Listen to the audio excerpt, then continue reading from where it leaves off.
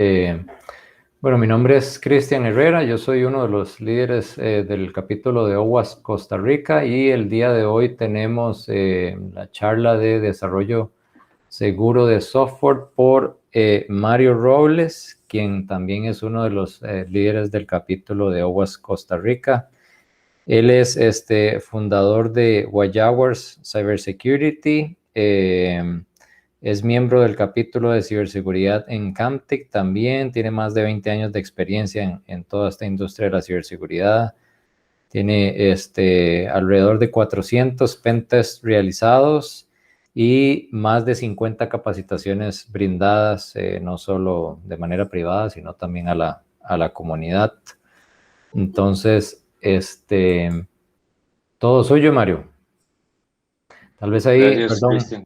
tal Ujú. vez ahí nada más como para decirles al resto, si tienen alguna pregunta, tal vez nos las pueden escribir por el chat y ahí Mario las irá evacuando conforme existan tiempos para respuestas. Listo. Gracias, Cristian, y buenas noches a todos. También ahí, si gustan estirarnos y interactuar un poquillo más, si quieren contarnos de dónde nos acompañan, de qué país, de qué región, para irnos conociendo ahí un poquillo. Hoy vamos a estar hablando de desarrollo seguro de software, como lo mencionó Cristian. La idea es que esto sea dinámico. Si tienen preguntas a lo largo de la sesión, con toda confianza, pues nos las hacen llegar en el chat y nosotros pues las vamos a ir resolviendo. Voy a comenzar a compartir mi pantalla en este momento y nada más, vamos a ver, ok, y creo que con esto yo creo que ya pueden ver mi pantalla y me disculpan si ven algún logotipo y demás, pero bueno, este era el material que ya tenía preparado y no he podido editarlo pues para ponerlo en nombre totalmente de OWASP. Pero bueno, que vamos a estar hablando el día de hoy, vamos a estar hablando de desarrollo seguro de software y lo importante de esto es que como sucede con el témpano de hielo y con el iceberg, es que a veces pensamos que es una cosa que es pequeñita, pensamos que es como un plugin, ¿verdad? Una etiqueta que le pegamos al software al final cuando lo entregamos y después nos damos cuenta de que existe una gran cantidad de cosas detrás de eso que de repente se nos está yendo del radar y no la estamos viendo. ¿Y de qué se trata esta sesión? Se trata de darnos cuenta de qué es todo eso que está debajo de lo que aparentemente vemos cuando hablamos de desarrollo seguro de software. Vamos a ver que hay muchos aspectos. Yo sé que solo tenemos una hora, no nos alcanzaría para ver todo el material completo de lo que abarca. Si vamos a hablar de referencias, vamos a hablar de proyectos de OWASP que ustedes pueden utilizar para ampliar más sus conocimientos. El objetivo principal de esta sesión es que por lo menos conozcamos los conceptos principalmente, cuáles son las cosas en las que tenemos que fijarnos, qué cosas existen disponibles allá afuera que podemos utilizar y despertar entonces la curiosidad pues para que podamos investigar y ampliar un poco más nuestros conocimientos. Entonces, de lleno a lo que venimos. Bueno, el objetivo más obvio, y yo sé que ya todos lo sabemos, bueno, ¿para qué desarrollo seguro de software? Pues por supuesto que para proteger nuestras aplicaciones. ¿Protegerlas de qué? Bueno, protegerlas de todos los riesgos que tenemos ahí afuera, todos los riesgos que pueden afectar nuestras aplicaciones. Estamos hablando de aplicaciones web, pueden ser aplicaciones móviles, pueden ser APIs, pueden ser REST APIs o RESTful o como GraphQL o pueden hacer componentes en serverless, etcétera. Ahora tenemos un ecosistema que es bastante amplio y los principios de seguridad, pues básicamente los podemos aplicar pues a todos ellos. Entonces, hablemos de los riesgos, que son las cosas que suceden ahí afuera, pues que deberían de iniciar ese interés de nosotros sobre aprender en desarrollo seguro de software. Y podemos empezar pues por el proyecto más conocido de todos, que es uno de los que promovemos mucho dentro de OWASP, que es precisamente la lista de los 10 riesgos más comunes para aplicaciones web que hay allá afuera. Y yo sé que ya hemos hablado, ya hemos tenido una sesión dedicada específicamente al OWASP Top 10 y podríamos tener sesiones únicas para cada uno de todos estos 10. Pero para efectos de este curso nada más vamos, o esta charla, perdón, vamos a mencionar básicamente cuáles son esos riesgos que tenemos allá afuera. Tenemos desde problemas de inyección. Recordemos que cuando hablamos de OWASP Top 10, hablamos de riesgos. Riesgos como una forma de cómo agrupar diferentes tipos de cosas malas que nos pueden pasar. No hablamos de una vulnerabilidad en específica. Por eso cuando hablamos del número 1, que es de inyección, aquí podemos agrupar desde SQL Injection hasta OSCOMAN Injection, hasta LDAP Injection, XPath Injection y cualquier otro tipo de inyección que nosotros podamos pensar. También tenemos pérdida de autenticación, todo lo relacionado con mecanismos de autenticación, que si somos vulnerables a fuerza bruta, que si podemos encontrar los nombres de usuarios o adivinar quién está registrado en una plataforma por medio de numeración y demás, todos esos son problemas de autenticación. Exposición de datos sensibles, si de alguna forma estamos haciendo divulgación de información por medio de errores, si tenemos información de respaldos expuestos por ahí, alguien nos puede descargar. También tenemos problemas basados en XML y específicamente en entidades externas, mejor conocido como XXE. Y esto ya son formas de cómo explotar ciertas debilidades en algunos componentes que existen. Ahí vamos a ampliar tal vez un poquito más de esto más adelante. Pérdida de control de acceso.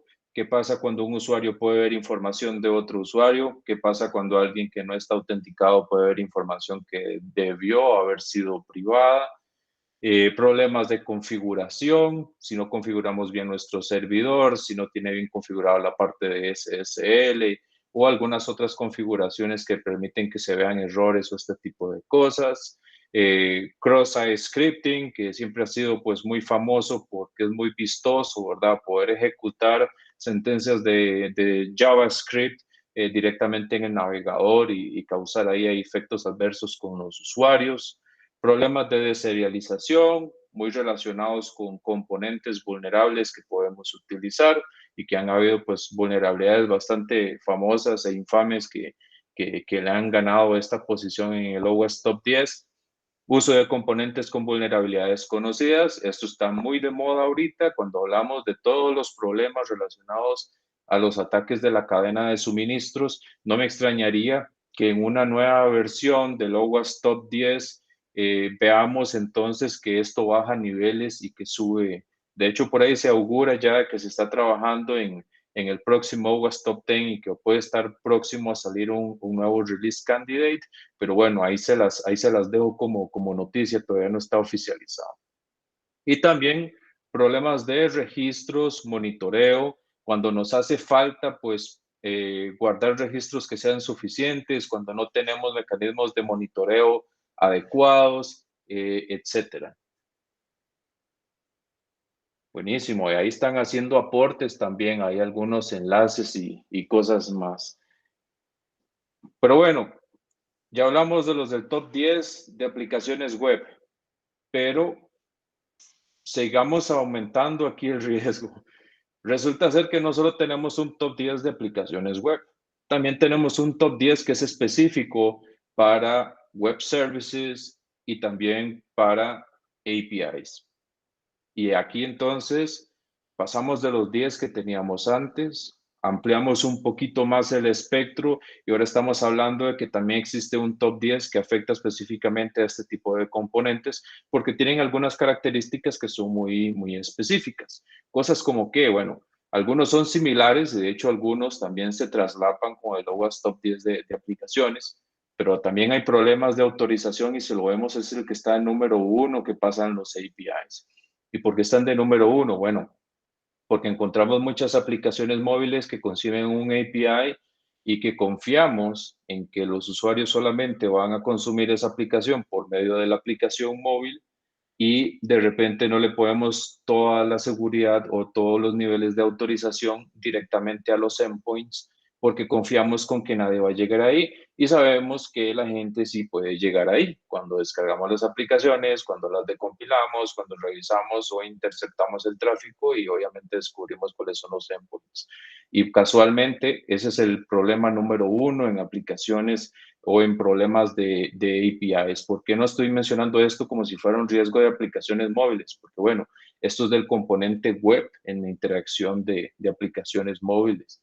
Y bueno, tenemos problemas en la autenticación también tenemos exposición excesiva de datos, tenemos problemas en la falta de recursos y utilización, limitar la cantidad de llamadas que se pueden recibir en un API, por ejemplo, fallas o faltas de autorización a nivel de función. Ya ahí vimos que también el número 1 es a nivel de objeto y en el número 5 tenemos a nivel de función.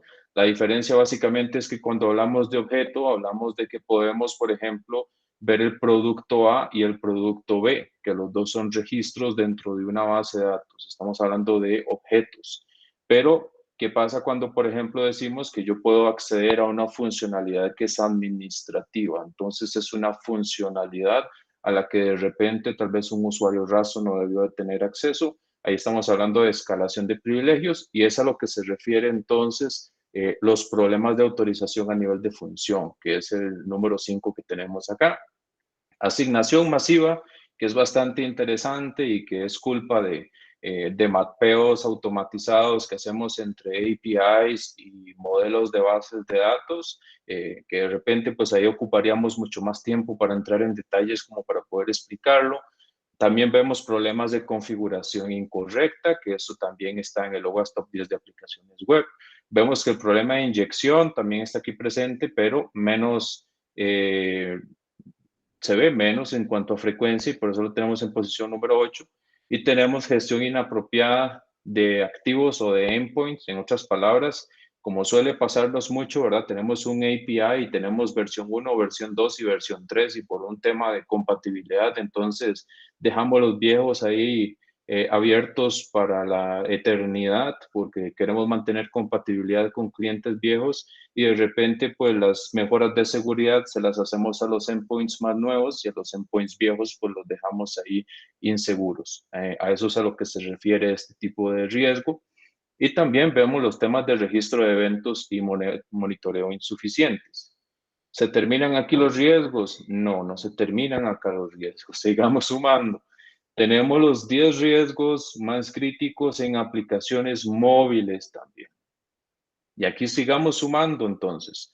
Y tampoco quiero aburrir mucho con hablar todo el tema de los riesgos y demás, porque podríamos tener sesiones únicas para cada uno de estos, pero ya vemos que para aplicaciones móviles también tenemos toda una serie de problemas, desde cifrado insuficiente, que si no estamos ofuscando el código, que si tenemos guardando secretos en el código, si estamos haciendo mal uso de almacenamiento local, si estamos utilizando de forma excesiva permisos que no deberíamos estar teniendo en los dispositivos móviles y una lista de etcéteras. Entonces, de aquí ya vamos sumando. Bueno, teníamos 10 del web, teníamos 10 más del top 10 de APIs, que digamos que hay un traslape, entonces digamos que de ahí nos quedan como unos 16 y ahora tenemos 10 más de la parte de el top 10 de aplicaciones móviles para un total, no sé, digamos como de unos 25 para ser bondadoso. Pero como son riesgos, esos riesgos nosotros podemos decir que si hablamos solo de inyección, pues puede ser SQL injection, pueden ser muchos otros más. Entonces podríamos multiplicar eso y decir que tal vez de esos podemos desprender a unas 40 vulnerabilidades diferentes, siendo bondadoso, porque definitivamente hay muchas más.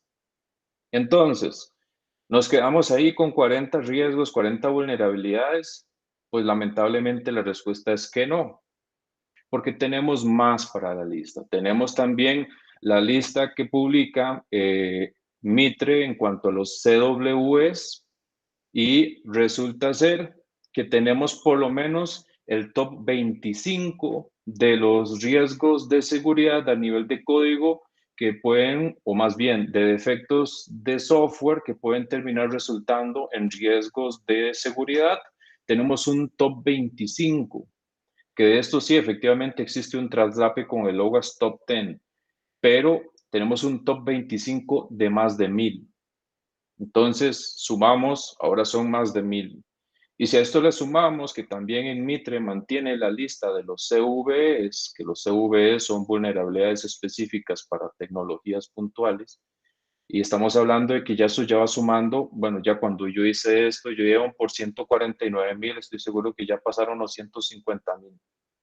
Entonces, no es para volvernos locos, no es para desesperarnos y decir, bueno, no, la perdimos, no.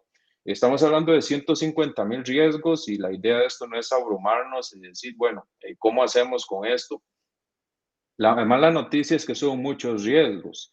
La buena noticia es que la gran mayoría de todos estos riesgos se pueden agrupar y se pueden solucionar siguiendo una serie de prácticas muy puntuales que si aprendemos a cómo implementarlas, si nosotros las adoptamos y las implementamos como parte de nuestro equipo de desarrollo, pues podríamos decirnos que nos libramos de todo eso. Entonces, no estamos hablando de que tenemos que aprendernos 150.000 tipos de vulnerabilidades diferentes, sino que necesitamos tener unas bases suficientes que nos permita poder solucionar todos esos riesgos porque muchos comparten los mismos principios. Y esa es la premisa del por qué tenemos que interesarnos en la parte de desarrollo seguro desde una premisa fundamental, desde los inicios, entender cuáles son los riesgos, qué son las mejores prácticas que deberíamos de tener y cómo podemos implementar eso pues para poder solucionar. Podemos ver un resumen general entonces de lo que vamos a estar mencionando rápidamente el día de hoy. ¿De qué vamos a estar hablando? Bueno, hay muchos aspectos de seguridad que pueden involucrar muchas áreas diferentes dentro de un departamento de desarrollo de software. Y ahí es donde vamos a empezar a romper mitos. La seguridad es un compromiso de todos, ¿verdad? Y por ahí dicen las palabras sexys que ahora están de moda, que dicen shift security to the left, ¿verdad? Movamos la seguridad hacia la izquierda, que eso es un tópico que está de moda ahora. Pues básicamente eso lo que nos dice es que tenemos que incluir la seguridad en todas las etapas del ciclo de desarrollo. Y eso involucra tanto hasta los product owners, involucra también a los project managers, involucra a los desarrolladores, involucra al equipo de QA, involucra a todos dentro de un equipo de desarrollo y por supuesto a los desarrolladores. Y esto es relevante no solo para quienes ya están trabajando, y también es relevante pues para los estudiantes que sabemos que en las carreras universitarias pues se ve muy poco o casi nada relacionado con desarrollo de software, que eso es algo que quisiéramos ir cambiando. Entonces, de nuevo el resumen. Bueno, ¿qué vamos a estar viendo rápidamente? Bueno, el ciclo de vida de desarrollo de software, como lo conocemos, pero agreguémosle los ingredientes de seguridad para que veamos que sí existen ingredientes de seguridad que podemos agregar en cada una de las etapas. También aplica para arquitectos. Entonces, hablemos un poquito a nivel de arquitectura de software de forma segura. Prácticas seguras de autenticación. Ahí vamos a hablar unas cuantas pinceladas, gestión de sesiones, controles de acceso, validaciones de entradas, codificación de salidas, algunos temas básicos de criptografía, conceptos básicos de captura de errores y registro de eventos, comunicaciones seguras, uso de recursos de forma adecuada, como archivos y demás, seguridad para APIs y prácticas de configuración. Si nosotros logramos tener todos estos aspectos que tenemos acá, y no voy a decir que dominarlos, pero al menos conocerlos y saber dónde buscar y aplicarnos, ya con eso pues podemos decir que abarcamos la gran mayoría de todos los riesgos que mencionamos antes. Vamos a ir desmenuzando un poquito y brevemente pues cada uno de ellos, tratando de adaptarnos al tiempo que tenemos el día de hoy. Empecemos entonces con ciclo de vida de desarrollo de software. Resulta ser, y esto yo sé que me lo van a decir por ahí, bueno, es que este es el modelo que es de cascada y ahora todos somos ágiles y queremos ver algo diferente. Bueno, el punto es que independientemente del modelo de SDLC que nosotros utilicemos, siempre van a haber aspectos de seguridad que podemos utilizar en cada una de las etapas. No importa si están utilizando Scrum, no importa si están utilizando Stream o si están utilizando Agile de cualquier forma o si es cascada o híbridos, que es lo que más se encuentra uno ahí afuera. El punto es que sí hay aspectos que tenemos que adoptar en cada uno.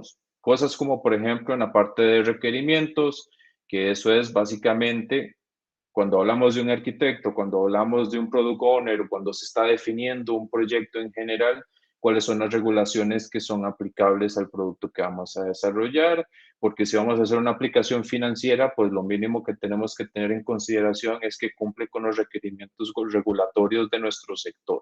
Lo mismo para el sector médico y demás.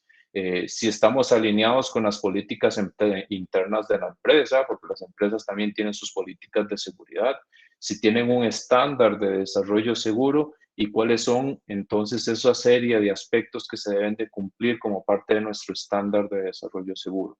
Eso en la fase de requerimientos. Luego tenemos la fase de diseño.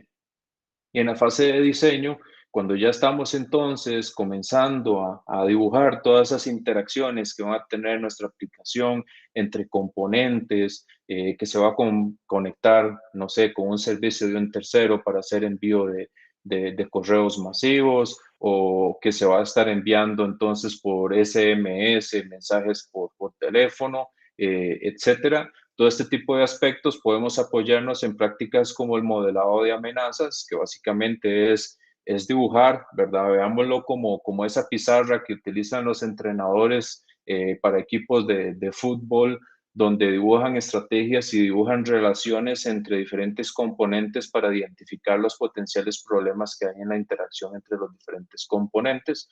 Básicamente, en modo resumen, eso es modelado de amenazas.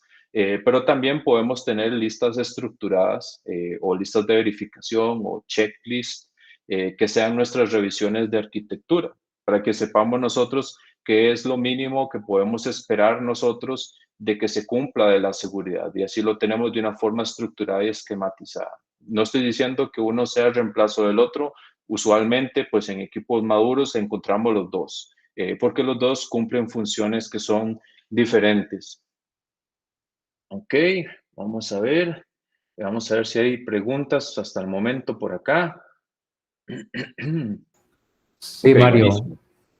Ujú. Galo pregunta que si la presentación se va a compartir.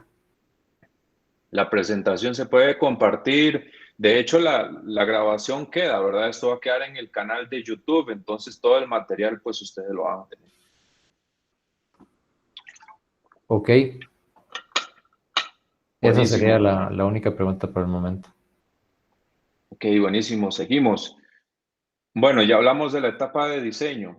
Ahora, ¿qué pasa en una etapa de implementación? Bueno, en etapa de implementación, yo sé que suena como a la antigua, pero bueno, eso es ya cuando estamos plasmando el código, es cuando estamos codeando, es cuando estamos desarrollando. Y efectivamente, no estamos hablando solamente de aspectos meramente técnicos, porque de hecho hasta el momento las cosas que he mencionado no son técnicas, no estoy hablando de herramientas, estoy hablando de procedimientos y de procesos que deberíamos de tener como parte de la estructura de un departamento de desarrollo. Y en la parte de implementación, ciertamente, pues deberíamos de tener un plan de entrenamiento, por ejemplo, que eso es requerido para PCI DSS, en el cual capacitamos de forma continua a los desarrolladores año a año en prácticas de desarrollo seguro. Y eso es algo que se hace de año a año. Eso es mover la seguridad hacia la izquierda. Eso es que los desarrolladores tengan el conocimiento desde un punto temprano para que las vulnerabilidades no tengamos que detectarlas con un escáner tiempo después cuando se evalúa la aplicación, sino que desde un inicio pues se desarrolló de forma que evitaba ese tipo de prácticas. También se puede implementar a nivel de revisiones de código, cuando vamos a revisar un pull request, cuando vamos a revisar que se combine el código de un desarrollador pues para un branch principal, pues ahí podemos hacer revisiones básicas a nivel de código y encontrar potenciales problemas de requerimientos definidos de seguridad. También el tema de herramientas, por supuesto, a nivel de IDE. Sabemos que hay muchos linters como el SonarLint y hay otros más que ya nos dan consejos directamente en el entorno de desarrollo, en el IDE, y que nos dicen, mira, ahí estás metiendo un potencial riesgo de seguridad. Eso adicional, pues a todos los demás consejos que nos dan estos linters y que son muy útiles. Todo eso evita entonces que incluyamos riesgos desde el inicio. Luego tenemos las etapas de pruebas. Y en etapas de pruebas, ahí podemos hablar de muchas cosas a las que le podemos agregar entonces el ingrediente de la seguridad, porque si nosotros podemos tener pruebas unitarias, pues ¿por qué no tener pruebas unitarias con casos de abuso? Donde no solo probamos los happy paths o no solo probamos la forma intencional de cómo queremos utilizar una aplicación, sino que probamos casos extremos o casos en los cuales recibimos potenciales ataques o abusos. Esos son casos de abuso y eso lo podemos hacer a nivel de unit testing, eso lo podemos hacer a nivel de functional testing, lo podemos incluir dentro de la automatización de end-to-end testing y demás. También tenemos herramientas para análisis estático de código, que eso es para revisar el código fuente de las aplicaciones, encontrar vulnerabilidades en el código fuente. Y también escaneos dinámicos, que bueno, ya hemos tenido sesiones sobre lo WhatsApp, que es básicamente una herramienta para hacer escaneos dinámicos. Luego vemos la parte de lanzamiento. Bueno, el lanzamiento también, o sea, si esto lo viéramos como un equipo de DevOps, pues en la parte entonces de DevOps, en la gente de operaciones, podemos tener ciertas adicionales de seguridad, por ejemplo, para tener guías de hardening, para poder hacer implementación segura de un servidor cada vez que hacemos un deployment. Y si lo hacemos automatizado, entonces que estamos utilizando herramientas de orquestación como Puppet, como Chef, como Terraform o como Ansible o el que ustedes quieran, pero que ya viene con playbooks o con recetas que vienen endurecidas con las mejores prácticas, que hacemos revisión de seguridad a los contenedores de Docker antes de que hagamos el aprovisionamiento, o que si estamos utilizando imágenes de servidores que ya vienen preendurecidas por CIS, por ejemplo. Entonces hay muchísimas cosas que podemos hacer en la parte de deployment y por supuesto también hacer escaneos a nivel de infraestructura, que ya esto ya se sale un poco de la parte de desarrollo, pero ya es más de operaciones. Y finalmente el mantenimiento, que ahí es a donde normalmente llega y se le pone la seguridad a lo que normalmente conocemos. Y no es lo ideal, pues básicamente esperarnos a que se haga un pentest al año y que nos den un montón de vulnerabilidades que están saliendo y tener que seguir todo un ciclo lento para solucionar todo eso. En realidad el pentest nada más debería de ser la confirmación de que todo está bien. La idea es que en el pentest no encontremos nada, eso es lo ideal, porque ya tenemos todo un proceso maduro antes que evitó que esos riesgos llevaran hasta esa etapa. Pero siempre se necesita pues hacer esa verificación pues al final del ciclo. Y aquí también en la parte del mantenimiento se involucran entonces los equipos de operaciones de seguridad, como los equipos, los SOC, e involucramos los recolectores de logs, involucramos las herramientas SIEM y todo lo que nos va a ayudar pues a proteger nuestros entornos de producción. Ahora bien, esto ha sido un paseo súper rápido sobre lo que sería entonces el SDLC con ingredientes de seguridad. Y continuamos, ojalá que nos dé tiempo porque tenemos bastante material por cubrir. Luego tenemos arquitectura segura. Y cuando hablamos de arquitectura, que esto ya es como más relevante para la parte de arquitectos, eh, y también es relevante para todos, diría yo, tenemos que tener muy claro, pues, lo básico, lo mínimo que deberíamos de tener, pues, quemado, grabado en nuestros cerebros, y es como muchos les llamamos el chip de la seguridad. Cuando ya logramos evangelizar a alguien, convertirlo y moverlo de nuestro lado y que ya esté consciente de la parte de seguridad. Eso es algo que se busca hacer porque no es que tengamos gente de seguridad dentro de los equipos de desarrollo.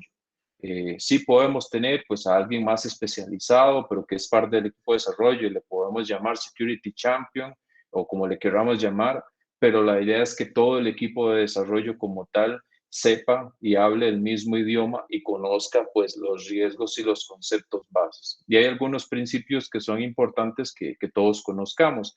Principios como el principio del menor privilegio, que eso es básicamente que todo está denegado por defecto, ¿verdad? Que ningún tipo de funcionalidad o ningún tipo de acceso que nosotros damos va a venir con permisos excesivos por defecto desde un estado inicial, sino que eventualmente, conforme se vaya necesitando, pues se van otorgando permisos. Este principio se puede aplicar para muchos diferentes conceptos, no solo en desarrollo de software, sino también en redes y en muchos otros. Límites de confianza, tener muy bien delimitado qué es lo que consideramos nosotros como entornos confiables y entornos no confiables, por ejemplo, porque muchos pensamos que, bueno, que la salvaje jungla que está ahí afuera, que es Internet, pues ese es nuestro entorno no confiable y lo que tenemos a lo interno de nuestra organización, eso es entorno confiable. Y si eso que acabo de decir fuera cierto, entonces sería bien visto tener los servidores en la misma red donde tenemos el resto de los usuarios. Y para quienes tienen malicia saben que eso es una mala idea porque un usuario puede traer de la calle pues cualquier tipo de insanidades a la organización que se le pueden terminar contagiando a los servidores. Entonces ya ahí vemos que inclusive hasta lo interno de nuestra organización deberíamos de tener zonas que no son confiables y zonas que sí son confiables. Eso es delimitar los límites de confianza. Otro concepto es la seguridad por oscuridad, que no es una buena práctica, es importante decirlo. Y seguridad por oscuridad es básicamente que nosotros pensemos que con el hecho de tratar de ocultar algo, por ejemplo, que si estamos ofuscando código en un JavaScript publicado en Internet, que estamos agregando seguridad, pues básicamente lo que estamos haciendo es dejando el código ahí, pero haciéndole la tarea más difícil a alguien para que pueda descifrarlo. Eso es seguridad por oscuridad. En aplicaciones móviles sí es bien visto, en el código propio de la aplicación, pero por lo general en aplicaciones web, pues es más los efectos adversos que genera que otras cosas. Ahí habrán casos de uso muy específicos en los cuales sí pueden ser útiles y ya dependerá mucho pues de los requerimientos de cada quien. Arquitectura criptográfica, y aquí lo que puedo hacer referencia es a la publicación especial de NIST, la 800-57, que eso lo pueden investigar.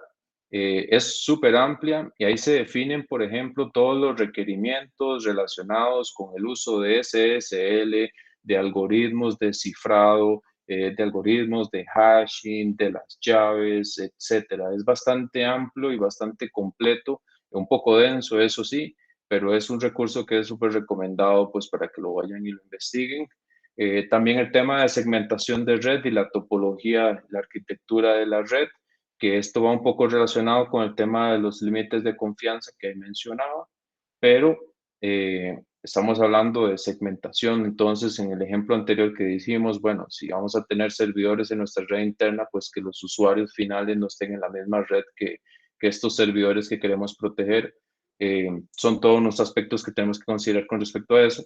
Y la parte de comunicación cifrada entre aplicaciones y servicios, que es muy relevante y que muchas veces dejamos por fuera porque pensamos que la seguridad es de nuestro firewall para afuera, ¿verdad?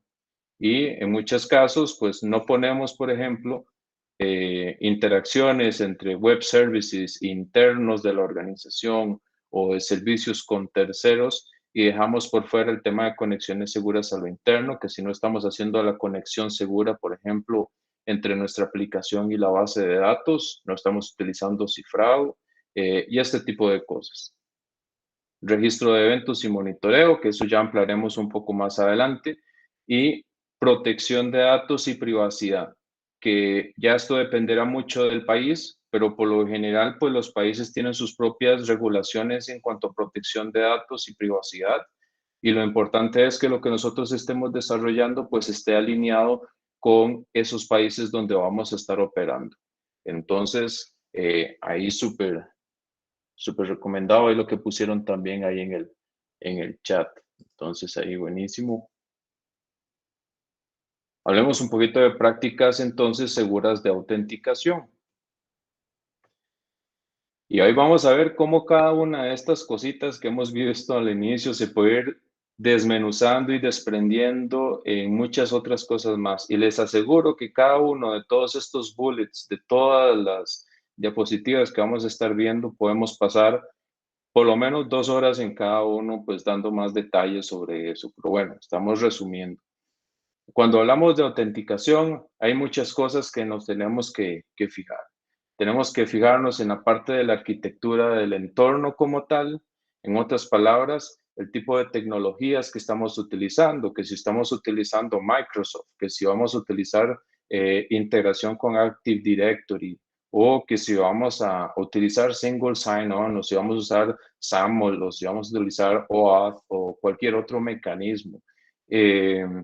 Todas las reglas, y aquí es donde hay otra referencia para que lo puedan investigar, todo lo que es relacionado con identidades digitales, mecanismos autenticadores, secretos memorizados y demás, todo eso lo podemos encontrar bien definido y especificado en la publicación especial de NIST, la 800-63, para identidades digitales. Entonces está recomendado que la busquen, es gratuito y está disponible en Internet. Y básicamente ahí se cubren todos los requerimientos básicos de autenticación. Si estamos hablando entonces de mecanismos autenticadores, que si vamos a usar múltiples factores de autenticación, etcétera. Todo este tipo de documentación la podemos encontrar ahí. He dicho sea de paso, también puedo mencionar que como parte de otro proyecto de OWASP que se llama ASVS, Application Security Verification Standard, pues ellos ya se tomaron la molestia de tomar el jugo de la publicación de NIST, la 800-63, y resumirla para nosotros en controles muy puntuales que ya están incluidos dentro del estándar. Entonces, pues para quien no quiere pues, leerse toda la especificación, que puede ser un poco densa y demás, pues con el ASVS ya pueden ver una versión mucho más resumida y mucho más puntual que pueden utilizar. Dicho sea de paso, o sea, todos estos contenidos que estoy incluyendo acá, todos los diferentes puntos que estamos mencionando, todos los pueden encontrar especificados en el Application Security Verification Standard de OWASP también. Entonces, es un material que es bastante útil para que lo investiguen.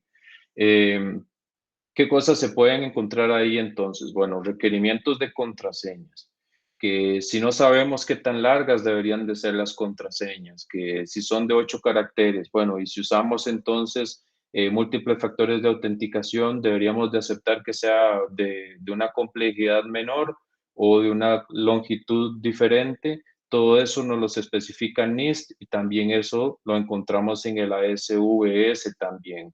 Mecanismos antiautomatización para evitar, por ejemplo, ataques de fuerza bruta, mecanismos autenticadores. ¿Qué son los mecanismos autenticadores? Bueno, las cosas que podemos utilizar nosotros para verificar la identidad de algo o de alguien.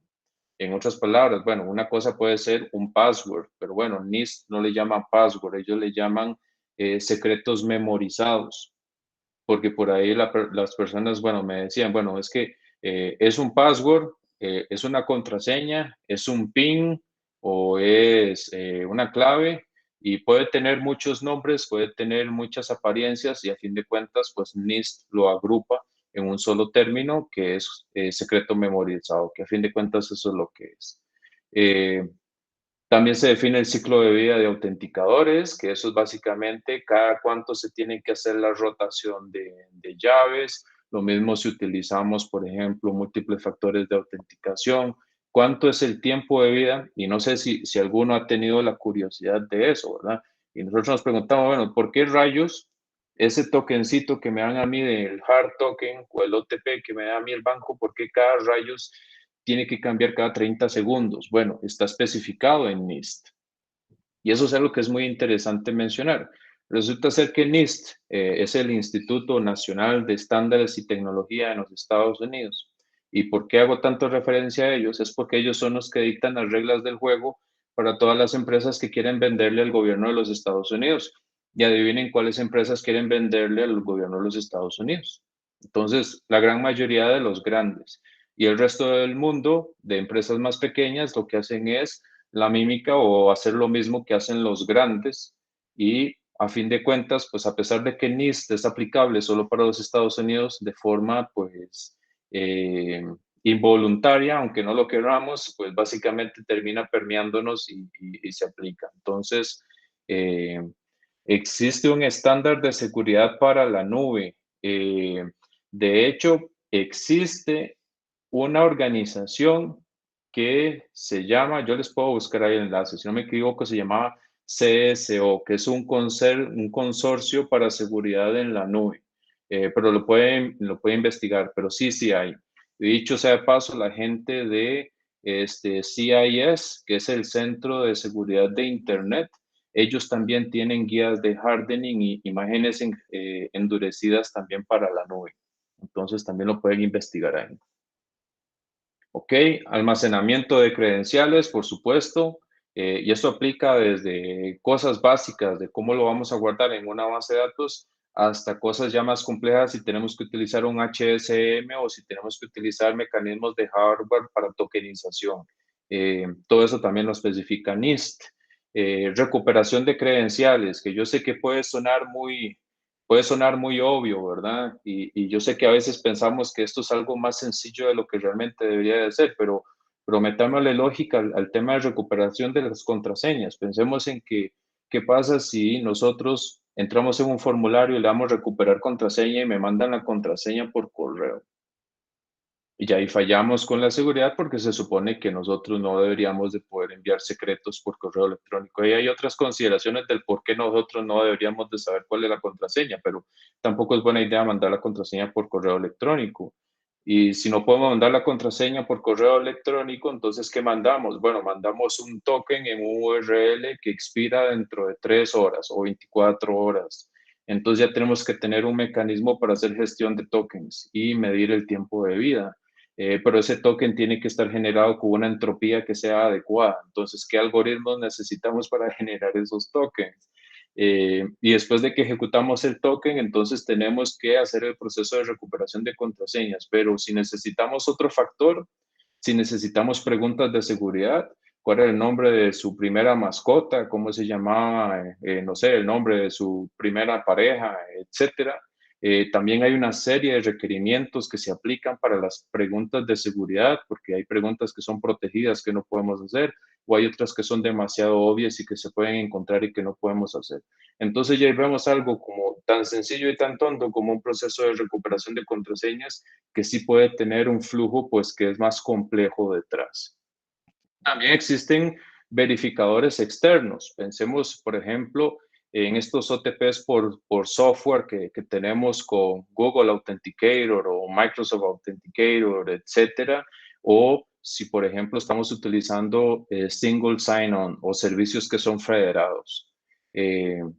Múltiples factores de autenticación es todo un tema y hay temas ahí técnicos, el tiempo de vida de los OTPs, que eso ya está definido en algunos estándares, prácticas nuevas que se están favoreciendo, por ejemplo, como utilizar tecnologías push. No sé si lo han visto, ¿verdad? Que ahora Google y Apple y otros más ofrecen que usted simplemente con el hecho de poner su cara o de seleccionar y hacerle tap a un botón en menos de 10 segundos es suficiente para autenticarlo a usted dentro de la plataforma sin tener que digitar un código. Y ahí vemos cómo va cambiando, va evolucionando. Entonces, no solamente ya no son los OTPs de antes, que eran de 30 segundos de vida, sino que ahora son acciones push que tienen un tiempo de vida de hasta 10 segundos. Y eso es porque la tecnología lo permite. Es todo un tema. Ahí los invito para que lo investiguen. Verificadores criptográficos por hardware y por software, ya lo mencionamos.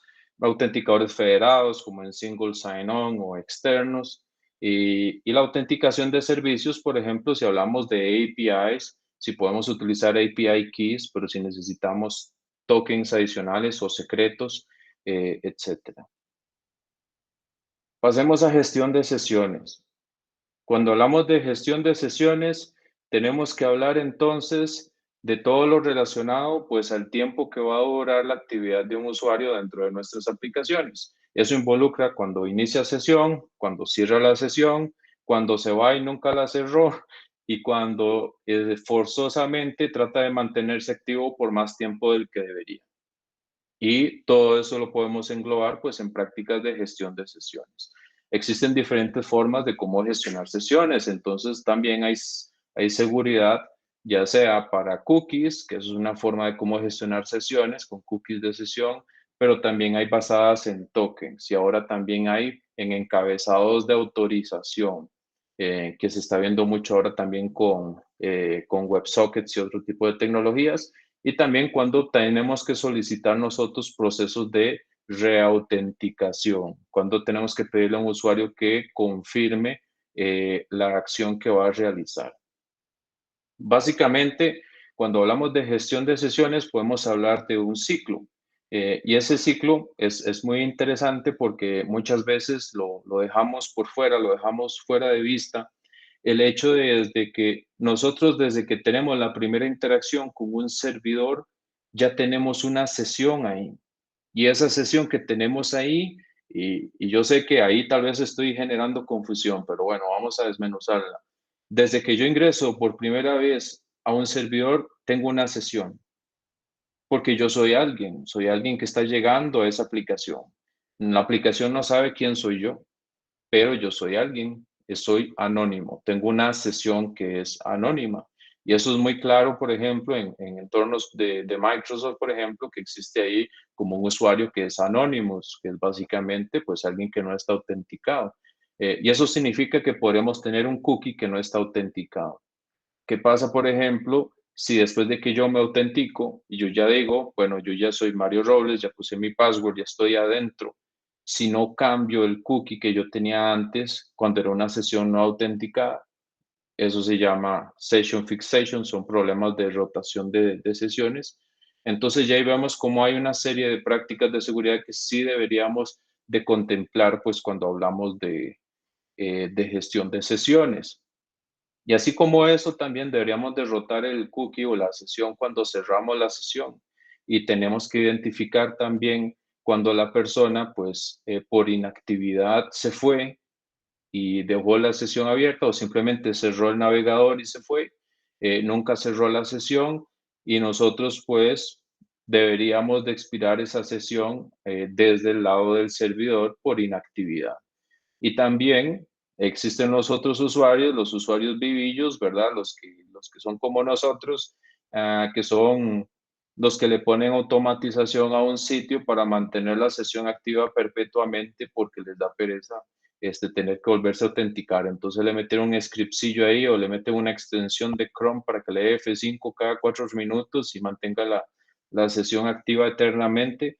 También hay especificaciones dentro de la SVS que nos dice, bueno, cuánto es el tiempo de vida máximo que le podemos dar a una sesión válida. Y ahí es donde podemos hacer una diferencia entre inactividad o expiración.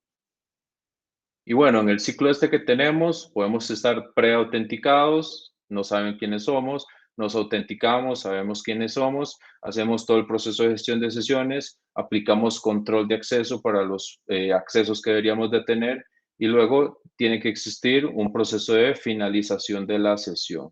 Y casualmente, pues estamos hablando antes de autenticación, ahora mencionamos el tema de gestión de sesiones y posteriormente vamos a hablar de control de acceso. Entonces, hablemos de control de acceso. Cuando hablamos de control de acceso, también a veces esto es algo que tendemos a pensar que es pequeño o más pequeño de lo que debería ser, pero la realidad es que existen muchos tipos de control de acceso que podemos aplicar, existen muchos modelos y nosotros podemos escoger uno y utilizarlo. Y hay colores y hay sabores y podremos escoger el que funcione mejor para nosotros dependiendo del entorno o del tipo de aplicación. Y vemos algunos ejemplos. Por ejemplo, existen modelos de control de acceso basado en roles específicos del perfil de una persona específicamente. Pensemos, por ejemplo, en un consultorio médico, donde ya tenemos muy bien definido cuál es la responsabilidad de un doctor y cuál es la responsabilidad de la recepcionista o del recepcionista. Y que por un tema de regulación, pensemos como en HIPAA en los Estados Unidos, lo que debería de poder tener acceso un doctor o un asistente médico no es dictado a dedillo por lo que la empresa quiere, sino por una regulación. Entonces, ya ahí vemos cómo esa parte sí tiene que estar muy estricto basado en un rol específico de una persona. Tenemos también basado en atributos. ¿A qué me refiero con basado en atributos? Bueno, cuando hablamos de basado en atributos es cuando nosotros podemos tener decisiones de acceso basado en características del usuario o de la entidad que estamos autenticando. Pensemos, por ejemplo, en entornos donde existe Identity and Access Management o ese tipo de delegación de autorización cuando hay single sign-on o procesos de inicio de sesión único. Por ejemplo, digamos que tenemos una aplicación que estamos integrando en un sistema de estos y decimos, bueno, si la persona se está conectando desde la IP X que pertenece al país tal o si pertenece al departamento Y, permitimos el acceso. Es basado en los atributos que tiene la persona para poder hacerlo más amplio. También tenemos control de acceso a nivel discrecional, que eso las personas lo deseen pues a discreción. Si no tenemos restricciones, podemos decir, bueno, tengo un módulo de ventas, de contabilidad y etcétera, y yo puedo pues seleccionar los roles y los permisos a como me plazca a mí de forma discrecional, pues básicamente porque no tengo ningún tipo de restricción que me lo impida. Y tenemos también control de acceso forzado, que ese no es muy común, pero lo pongo acá para que veamos ahí perspectiva y que vean que es algo que es interesante también y que veamos que hay muchos tipos diferentes. Pensemos, por ejemplo, y el ejemplo clásico de esto es, pensemos en las series de espías, ¿verdad? Pensemos no sé, en el 007 y que vemos que tienen ahí un documento que dice Top Secret, que eso es clasificado y ese tipo de cosas. Cuando hablamos entonces de control de acceso de tipo forzado, como el que utiliza la NSA y otro tipo de agencias, es básicamente que el acceso a cierta información está especificado única y exclusivamente por la información. Lo que importa no es la persona, sino lo que importa es la información. Y el vínculo de acceso pues se hace entre características de la entidad y la información como tal, pero es el objeto como tal que se protege, el que tiene los permisos específicos para poder accederlo. Eh, Tenemos autorización transaccional, que esto se ve más en temas bancarios y también todo esto pues lo podemos mapear ya para gestionarlo de una forma más fácil con una matriz de seguridad que para quienes no conocen el término CRUD en desarrollo pues básicamente es lo que usualmente utilizamos para decir crear, leer, actualizar o eliminar y básicamente son los 4 permisos básicos que usualmente podemos asignar pues a un rol cuando creamos un modelo de autorización. Y lo bueno de manejar una matriz de seguridad es poder mapear de forma de matriz, es una tabla en la cual entonces se pueden definir cuáles son los roles, cuáles son los niveles de permisos que se deberían de tener y si eso lo tenemos documentado de una forma centralizada, eso quiere decir que las personas que crean las historias de usuario o los desarrolladores cuando están plasmando el código o la persona que hace el code review o la persona de QA cuando eventualmente va a probar los criterios de aceptación o demás o las pruebas funcionales que vaya a hacer, todos pueden utilizar la misma matriz para estar seguros y validar que efectivamente los controles se están aplicando de forma adecuada. Y eso nos evita, pues, que tipo de problemas como escalación de privilegios y demás, pues lleguen a producción. Validación de entradas y codificación de salidas. Básicamente esto es proteger todo lo relacionado con los datos que entran y que salen de nuestra aplicación. Y recordemos que cuando hablamos antes de los 150,000 tipos diferentes de vulnerabilidades, hay muchos de ellos que son básicamente problemas de cómo manejamos los datos que ingresan a nuestra aplicación o de cómo nosotros manejamos la información que enviamos de vuelta a los usuarios. Y si nosotros llegamos a dominar bien, pues la parte de manejo de entradas y control de salidas, pues básicamente podemos solucionar muchos de esos problemas.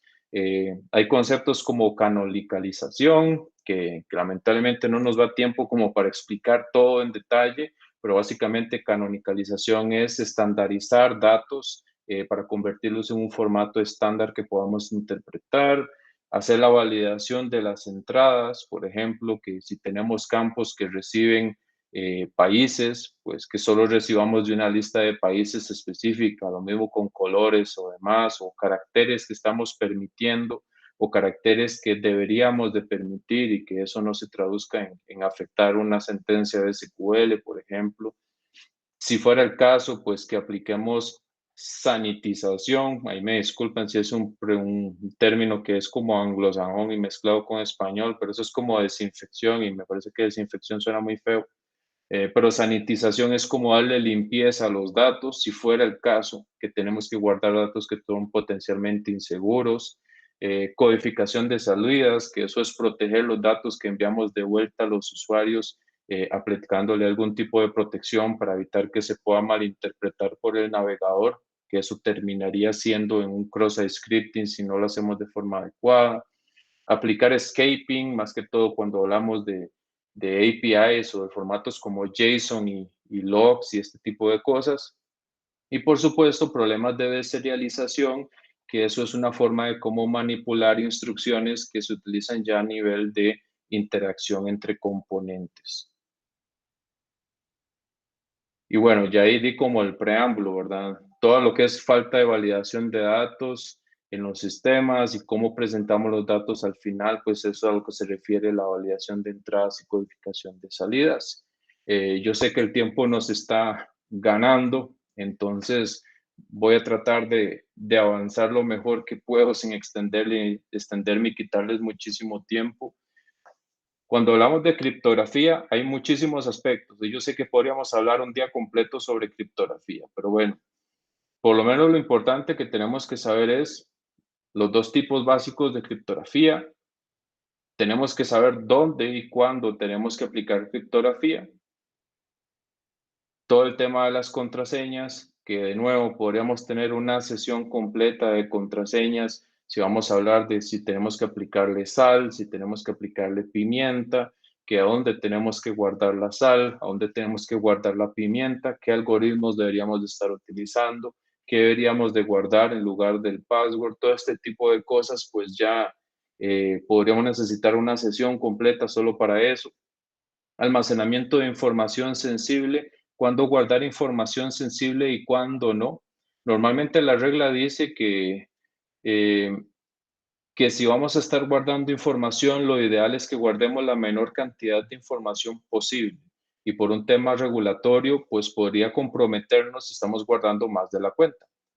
Por ejemplo, vimos un caso de una universidad en el que estaban guardando, no sé, el sexo de las personas y algún tipo de preferencias, básicamente pues para mejorarles la experiencia eventualmente con marketing que fuera direccionado a su género, por ejemplo. Y eso nos llevó a ciertos problemas desde el punto de vista regulatorio, porque información relacionada al género, relacionada a la salud y demás, son categorías que son protegidas por algunas leyes de protección de datos. Y guardar ese tipo de datos, pues requerían niveles de autorización y de seguridad superiores a los que se estaban teniendo en ese momento. Y las implicaciones técnicas de guardar esos datos, pues básicamente era mejor eliminar esos datos que hacer las implementaciones técnicas para satisfacer la parte regulatoria. Entonces ya vemos cómo hay cosas que sí son importantes a la hora de definir qué tanto o qué tan poco nosotros deberíamos de estar guardando. Luego, generadores pseudoaleatorios de formas seguras, que esos son los CSPRNG, que básicamente son algoritmos que deberíamos de estar utilizando para generar entonces valores que sean seguros y lo suficientemente aleatorios, que en realidad sabemos que no existe algo totalmente aleatorio, lo que tenemos es pseudo aleatorio. Y a mí me encanta este tema y podremos hablar ahora de eso, pero no podemos. Eventualmente también tenemos cómo proteger y cómo reemplazar identificadores y pensemos en problemas de enumeración. Por ejemplo, pensemos en un URL que tiene un ID que dice 123 y nosotros como atacantes, ¿verdad? Nos salen los cachitos y nos imaginamos qué pasa si 123 lo cambio por 124 y eso lo automatizo y trato de averiguar todos los tipos de productos que hay en ese URL, pues automatizando. Ese tipo de problemas de numeración los solucionamos utilizando, en lugar de los IDs, identificadores que sean generados de forma pseudo aleatoria y que sean menos adivinables. De eso se trata. Y para eso podemos utilizar los UUIDs o los GUIDs, que a fin de cuentas los dos son lo mismo, solo que un término es el preferido por Microsoft y el otro término es el preferido por todas las otras tecnologías. Algoritmos de cifrado, hay muchísimos, hay diferentes características y cosas que deberíamos de hacer. Podemos apoyarnos en lo que ya mencionamos antes de NIST. Ahí pues todo el material relacionado a esto tuve que cortarlo de la presentación precisamente porque se hacía demasiado extenso y aún así se está haciendo extenso. Pero sí hay muchísimos que se pueden considerar. Tipos de cifrado, básicamente tenemos simétrico y asimétrico. La forma fácil de recordarlos y de separarlos, bueno, simétrico es aquel que requiere una llave que es única, que se tiene que compartir pues para que las partes puedan descifrar el mensaje. Pensemos en un archivo zip cifrado. Necesitamos la clave y si lo mandamos por correo, pues la otra persona necesita la misma clave para poder descifrarlo. Eso es simétrico. Asimétrico es cuando podemos utilizar diferentes llaves. Y así es como funciona pues toda la infraestructura de PKI, ¿verdad? Cuando hablamos de certificados digitales y demás, donde cada quien tiene su llave privada y su llave pública y cada quien utiliza sus llaves pues para cifrar y para descifrar los mensajes sin tener que compartirse sus llaves privadas. Entonces eso es cifrado asimétrico hacia 10.000 metros de altura. Captura de errores y registro de eventos. Todo lo que nosotros deberíamos de hacer para tratar de forma adecuada la información que nosotros recibimos. Los errores no queremos mostrárselos a los usuarios, sino que queremos guardarlos en los logs, pero queremos guardarlos de forma segura para evitar vulnerabilidades como las de log forging o falsificación de logs. Y también queremos utilizar formatos que sean compatibles con herramientas externas de recolección de logs, llámese en SIEM, llámese en herramientas de auditoría y demás. Entonces, también esto es todo un tema en el que hay que entrar y es muy importante definir aspectos básicos sobre la parte de registro de eventos y es saber cuándo, dónde, quién y qué. Desde el contexto de cuándo, en fechas, pero bueno, ¿qué fechas estamos utilizando? Si estamos, por ejemplo, con servidores en la nube y tenemos otros servidores en Brasil y unos tienen horas de Brasil, los otros tienen horas del este de los Estados Unidos, entonces, si tenemos zonas horarias diferentes en los logs, ahí tenemos un problema de interpretación, por ejemplo, en un caso de una investigación forense. Ahí entonces ya ahí vemos que a pesar de que suenen obvios, pues algunos de estos tenemos que desmenuzarlos un poquito más, ver si tenemos que utilizar zona horaria en UTC 0, por ejemplo, para que sea consistente en todos lados y facilitar investigaciones. ¿Qué información guardaríamos y qué no deberíamos de guardar? No deberíamos de guardar un password en un log, por ejemplo. No quisiéramos que un operador de mantenimiento o etcétera, pues tenga acceso a ver información sensible y eso hasta inclusive podría violar ciertas regulaciones. ¿Quién hizo las acciones? ¿Desde dónde se realizó? ¿Y qué acción era la que estaba realizando? Comunicaciones seguras. Hay muchos aspectos, porque yo sé que cuando hablamos de comunicaciones seguras siempre pensamos solamente en HTTPS y listo, cerramos y nos fuimos, pero hay muchos aspectos relacionados con SSL y con TLS que tenemos que tener en consideración, desde versiones que ya no son seguras de SSL o de TLS, de que si vamos a implementar el OCSP Stapling, que si vamos a implementar Strict Transport Security, si vamos a tener problemas de contenido mixto en nuestras aplicaciones, si vamos a utilizar Certificate Pinning, que eso es el HPKP, si vamos a hacer la configuración de nuestro servidor entonces para que todos los anteriores pues realmente estén bien implementados y la buena noticia es que existen herramientas allá afuera que nos pueden ayudar pues a verificar ese tipo de configuración, que yo sé que es muy obvio y yo sé que ya muchos han utilizado el de Qualys, el SSL Labs, que es uno de los mejores que son gratuitos allá afuera, pero no solo existe ese, también existen herramientas de línea de comandos que pueden utilizar y aquí les queda una lista. que ahí la pueden ver ya cuando vean con más calma el video y lo puedan pausar y demás, pues pueden ir y buscar. Particularmente les puedo recomendar, pues obviamente el de Qualys, que es muy bueno. También les puedo recomendar el Harmonize y también el Observatorio de Mozilla, que el Observatorio de Mozilla también agrupa resultados de herramientas de otros también. También hay herramientas de línea de comandos que pueden utilizar. Uso de archivos y recursos.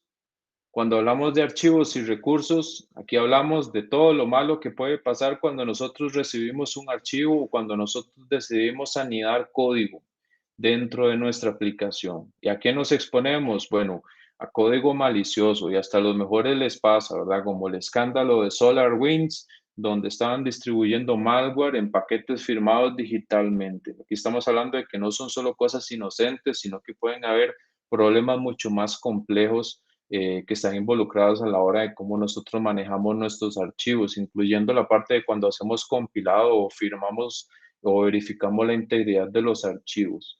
Eh, ¿Qué pasa cuando subimos archivos? Está bien, subimos un archivo y solo permitimos que nos manden un TXT y permitimos entonces que nos manden un archivo ejecutable renombrado con extensión TXT. Y ya ahí entonces lo dejamos pasar porque si solo hicimos validación por extensión, pues eso pasó.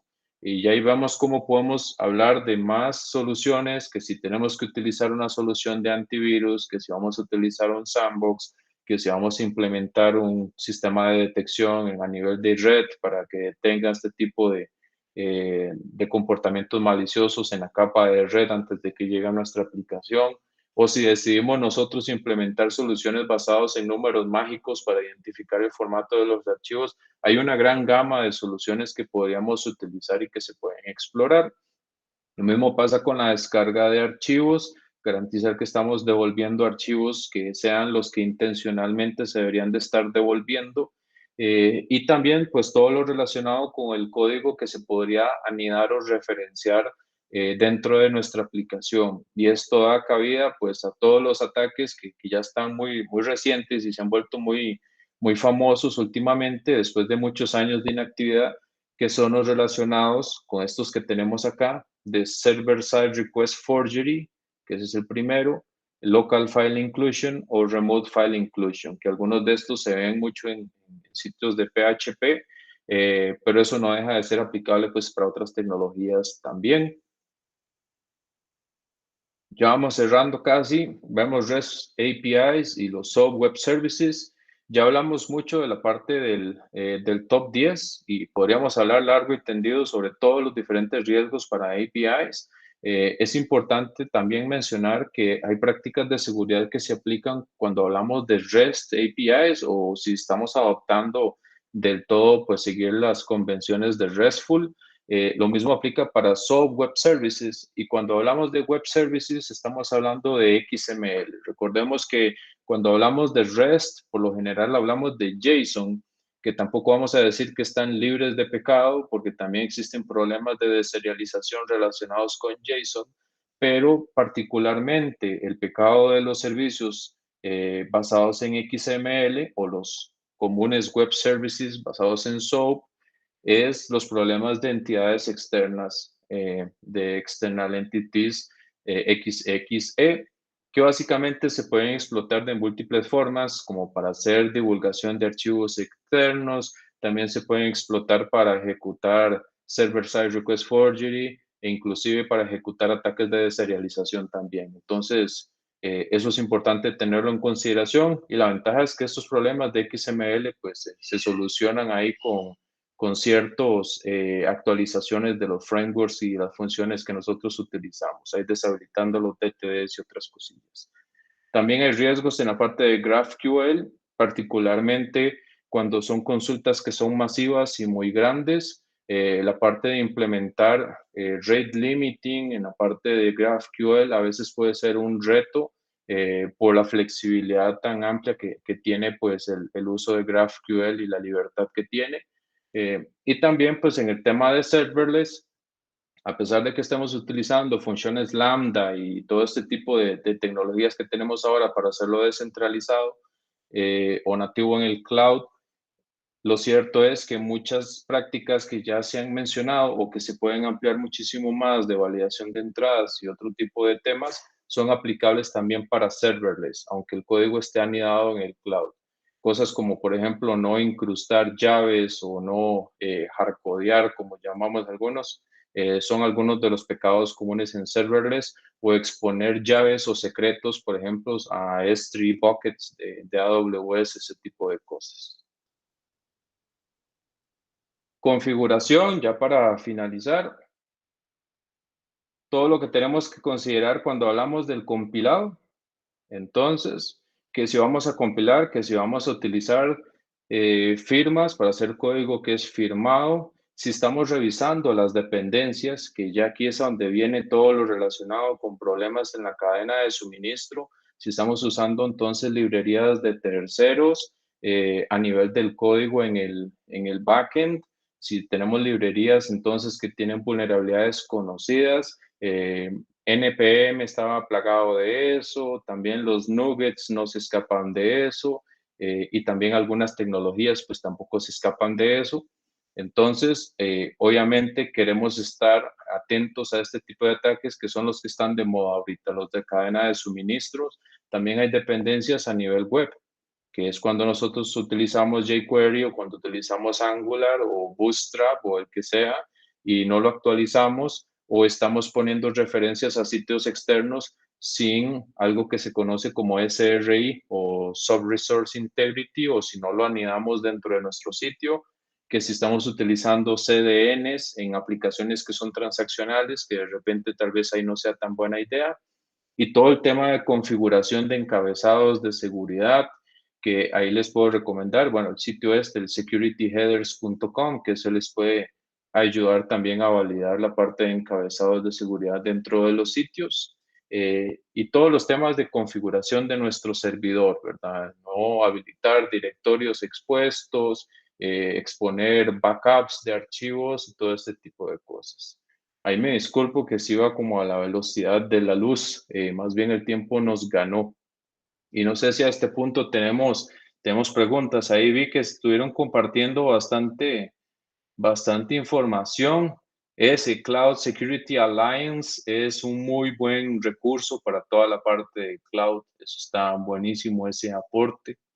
No sé si alguien tiene alguna consulta.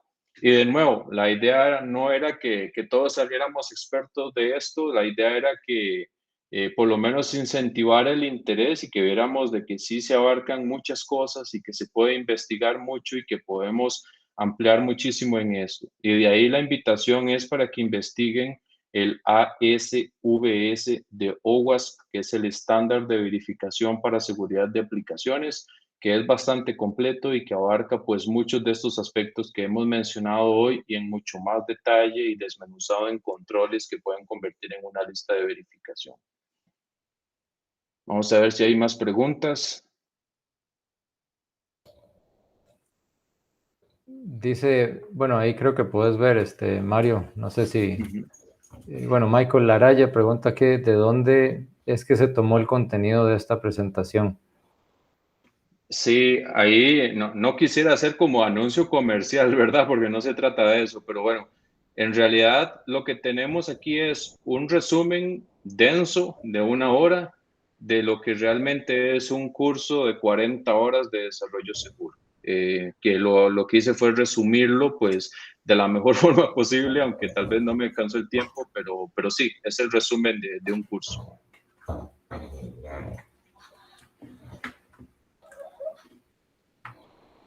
Ok, entonces, bueno, Sebastián Cruz dice, cuando se utiliza una biblioteca de terceros como jQuery o Bootstrap, ¿qué es más recomendable? ¿Tener el archivo localmente en el servidor, referenciarlo desde el sitio original del publicador o desde una CDN de terceros?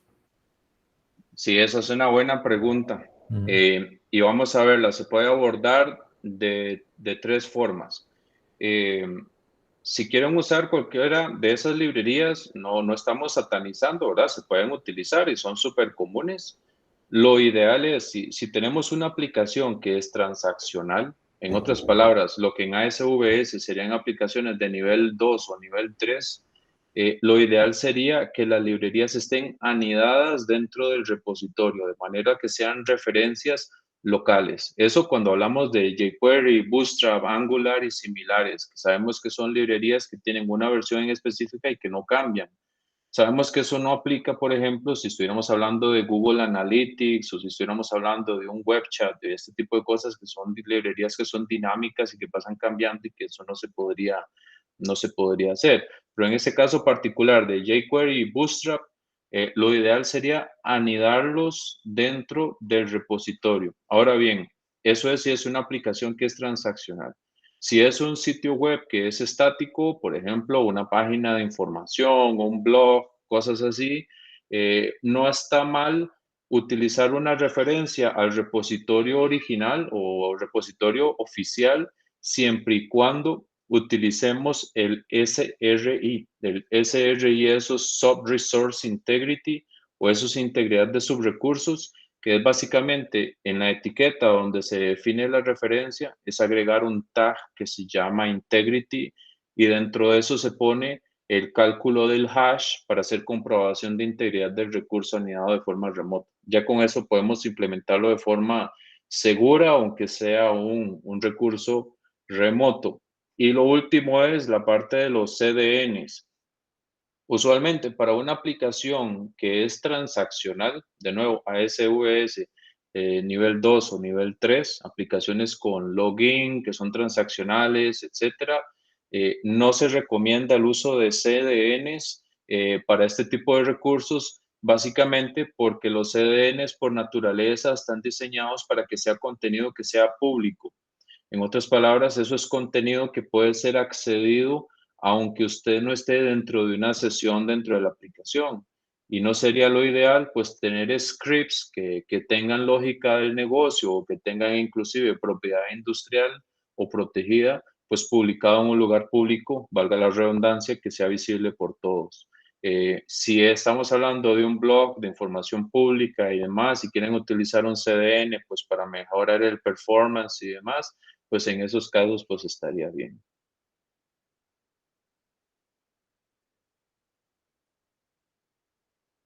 Ok. Creo que son todas las preguntas que hay por el momento. Buenísimo.